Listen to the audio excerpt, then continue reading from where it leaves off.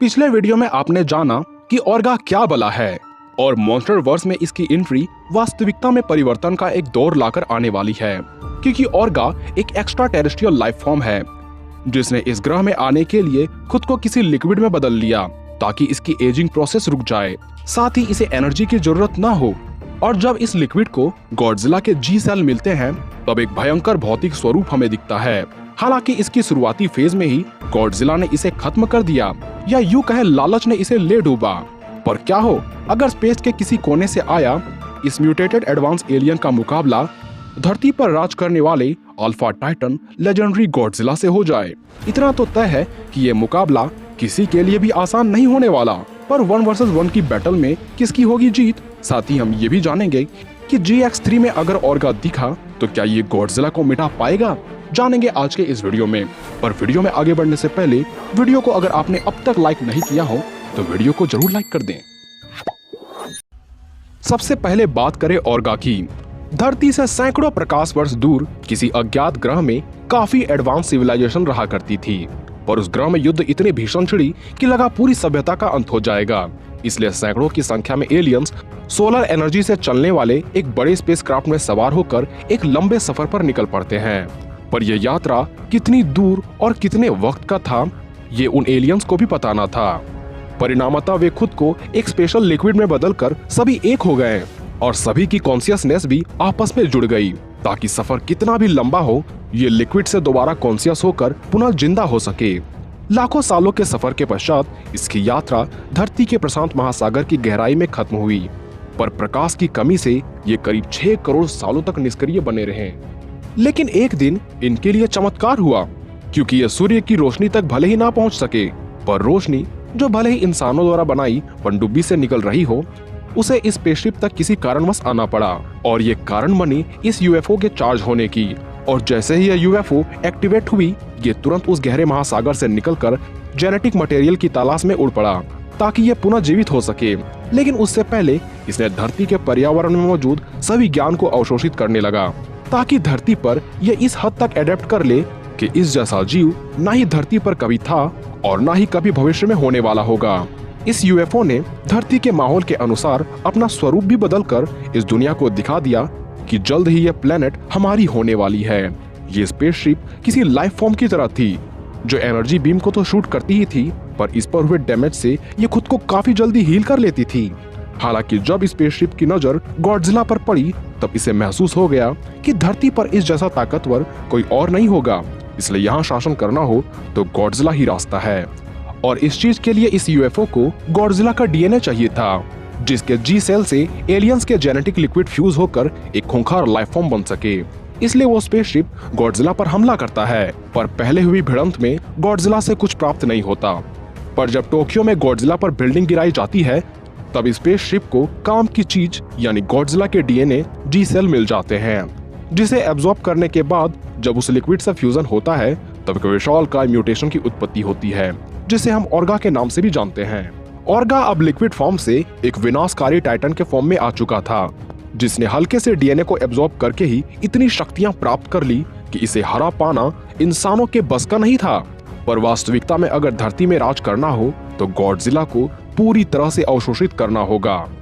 और ये योजना ओर्गा के मन में चल रही थी, क्योंकि एक बार अगर इसने गॉडजिला को पूरी तरह एब्जॉर्ब कर लिया तब इसे कोई नहीं हरा सकता। इसलिए ओर्गा और उसका कॉन्शियस स्पेसशिप गॉडजिला के शिकार पर निकल पड़ते हैं। जल्द ही इसका सामना गॉडजिला से हो ही जाता है, जिस पर ओर्गा अपने स्पेसशिप से हमला करवाकर उसे मूर्छित करना चाहता है। पर गॉडजिला ताकतवर था, उसे कुछ नहीं होता और वो ओर्गा पर एटॉमिक ब्रीथ शूट कर देता है। पर ओर्गा की हीलिंग फैक्टर इतनी कमाल की थी कि वो तुरंत खुद को रीजनरेट कर लेता है और क्लोज कॉम्बैट करने के बहाने वो गॉडजिला से उसका डीएनए एब्जॉर्ब करना शुरू कर देता है। स्पष्ट तौर पर ये जी सेल ओर्गा को ताकत दे रहे थे, पर लालच ने अक्लमंदों को भी अंधा बनाया है। इसलिए जब थोड़ी डीएनए सोखने के बाद ये थोड़ा ताकतवर बन जाता है तब ये एक बार में ही गॉडजिला को पूरी तरह से निगलकर पूरी ताकत पाना चाहता है। और वो अपना विशाल जबड़ा फाड़े गॉडजिला को जब निगलने वाला होता है कि तभी गॉडजिला अपनी सारी ऊर्जा को जमा करके ओर्गा को भीतर से ही फाड़ डालता है और ये सुपर न्यूक्लियर चार्ज ओर्गा के चीथड़े उड़ा देते हैं। अब यदि ये गॉडजिला को पूरी तरह से कंज्यूम कर लेता तब का दृश्य कुछ और ही होता। पर सामान्य अवस्था में भी इसकी पावर्स प्रशंसनीय थी। इसलिए बात करें ऑर्गा के कुछ पावर्स एंड एबिलिटीज की, तो इसका सिग्नेचर अटैक है इसके कंधों से निकलने वाली येलोविश एनर्जी ब्लास्ट, जिसे वेब मोशन बीम या डिस्ट्रक्टिव मोशन अटैक भी कहा जाता है। इस एनर्जी का पावर का अनुमान आप इसी बात से लगा सकते हैं कि इस अटैक ने गॉडजिला को काफी पीछे बिल्डिंग तक धकेल दिया था।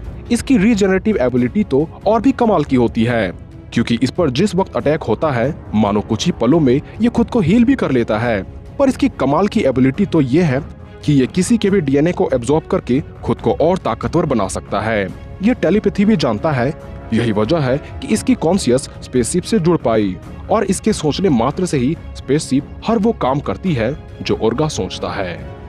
ऑर्गा उड़ तो नहीं सकता, पर गॉडजिला एक तरफ जहां उछल भी नहीं सकता, वहीं ऑर्गा 100 मीटर ऊंचाई और 300 मीटर की दूर तक छलांग करके कई हमलों से खुद को बचा सकता है। इसकी फिजिकल कैपेबिलिटीज भी कमाल की होती है, इसलिए इसने कॉम्बैट में गॉडजिला को लगभग और पावर कर दिया था और उसका डीएनए एब्जॉर्ब करने लग गया था। इसकी प्लाज्मा स्पीड भी काफी घातक होती है, क्योंकि ये इतनी एसिडिक होती है कि लोहे भी इसमें डिसॉल्व हो जाए। खैर, मॉन्स्टर के केस में इस प्लाज्मा स्पीड का इस्तेमाल उन्हें पैरालाइज करने के लिए किया जाता है।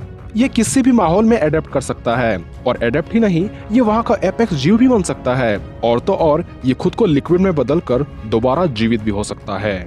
वहीं अगर बात करें लेजेंडरी गॉडजिला की, आज से लगभग 25 करोड़ साल पहले धरती पर डायनासोर की उत्पत्ति हुई। उन्हीं में से एक डायनासोर जो पूरे विश्व का सबसे शक्तिशाली टाइटन बनने वाला था, वो था गॉडजिलासोरस, जो कि 150 किलोमीटर विशाल चिक्सुलब इम्पैक्टर के धरती के टकराने से पहले समुद्र की गहराई में छिप गया। उस हादसे में सभी डायनासोर की तो मौत हो गई, पर गॉडजिलासोरस अभी भी जीवित रहा। फिर सेकेंड वर्ल्ड वॉर के दौरान जब ये लागोस द्वीप पर था, तब जापान में कुछ ऐसा हुआ जिसने न सिर्फ जापान को प्रभावित किया, बल्कि इसके रेडिएशन ने गॉडजिलासोरस को भी पूरी तरह से बदल कर रख दिया। क्योंकि अब ये ऐसा विनाश बन चुका था जिसे मिटाने का प्रयास तो इंसानों से लेकर दूसरे कई टाइटन्स ने करी, पर या तो कुछ असफल रहे या कुछ खुद मौत के भेंट चढ़ गए। इस प्रकार ये टाइटन किंग अब भी तक किंग है। इसके विरुद्ध 2 म्यूटोज, कॉन्ग, किंग गिदोरा और स्कार किंग ने भी अपनी किस्मत आजमाई, पर हार के अलावा इन्हें कुछ नसीब नहीं हुआ।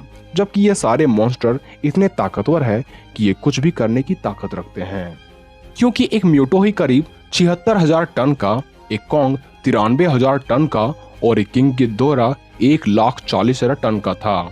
इसके बावजूद गॉडजिला ने इसके आगे अपने घुटने नहीं टेके, परंतु उन्हें झुकने पर जरूर मजबूर किया। इसी बात से आप अनुमान लगा सकते हैं कि ये कितना स्ट्रॉन्ग है।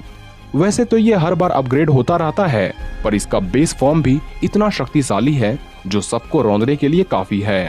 ताकत के साथ साथ इसकी ड्यूरेबिलिटी भी लाजवाब की है, क्योंकि हम देख चुके हैं कि गॉडजिला पिछले कुछ सालों में कई मॉन्स्टर से मुकाबला कर चुका है। सभी ने गॉडजिला पर इस प्रकार टूटा मानो इसका अंत कर देने पर मॉन्स्टर वर्स का वो किंग बन जाएगा। इसलिए सभी ने इस पर अपने ट्रू पोटेंशियल के साथ हमला किया। हम देख चुके हैं कि किंग गिदोरा भी इस पर पागलों की तरह टूट पड़ा था और गॉडजिला को मार गिराने के लिए इसने अपने सारे पैतरे इस पर आजमा दिए। एक पल के लिए किंग गिदोरा इस पर इतना भारी पड़ा कि लगा अब गॉडजिला नहीं उठ पाएगा, पर हमें पता है कि आगे क्या हुआ।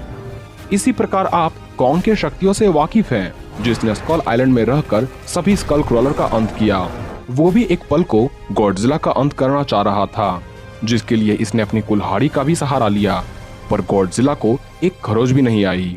यहाँ तक कि मेका गॉडजिला ने भी इस पर कई मिसाइल हमले किए, पर गॉडजिला को मौत कहाँ आती।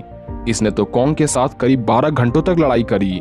मेका गॉडजिला के कई एनर्जी पंचेस को सहा तथा इसने होलो अर्थ की एनर्जी से बने प्रोटॉन स्क्रीम को भी मात दिया। पर जिस ऊर्जा के पिटारे ने 15 मेगा टन वाले परमाणु हमले और ऑक्सीजन डिस्ट्रॉयर को आसानी से झेल लिया, उसे बाकी हमलों से क्या ही प्रभाव पड़ेगा।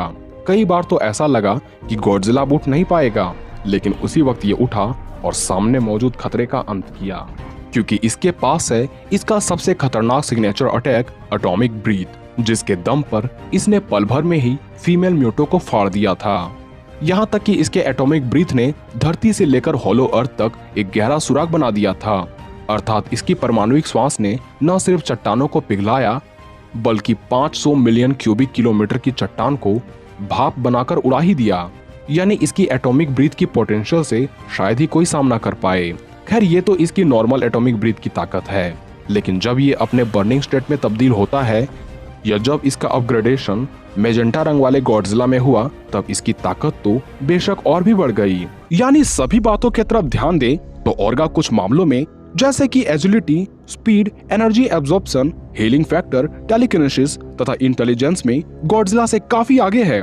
वहीं स्ट्रेंथ, ड्यूरेबिलिटी, शक्तिशाली एटॉमिक ब्रीथ के मामले में गॉडजिला का कोई मुकाबला नहीं।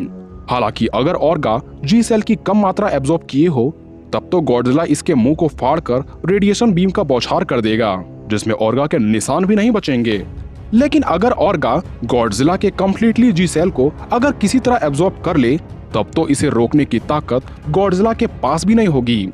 खैर गॉडजिला एक्स कॉन्ग 3 में अगर ऑर्गा दिखता है तो संभवतः ये गॉडजिला को किसी तरह विवश करके उसकी जीन को एब्जॉर्ब करना शुरू कर देगा। पर ये कंप्लीटली गॉडजिला को एब्जॉर्ब करे कि उससे पहले या तो गॉडजिला फिर से बर्निंग फॉर्म में आकर उसका अंत कर देगा या गॉडजिला के मदद के लिए कॉन्ग तथा शिमू भी साथ आएंगे और ऑर्गा का मुकाबला करके उसका अंत कर देंगे। खैर इस पर आपकी राय अलग हो सकती है, जिसे आप कमेंट बॉक्स में लिखें। और आज के लिए बस इतना ही, मिलते हैं अगले वीडियो में।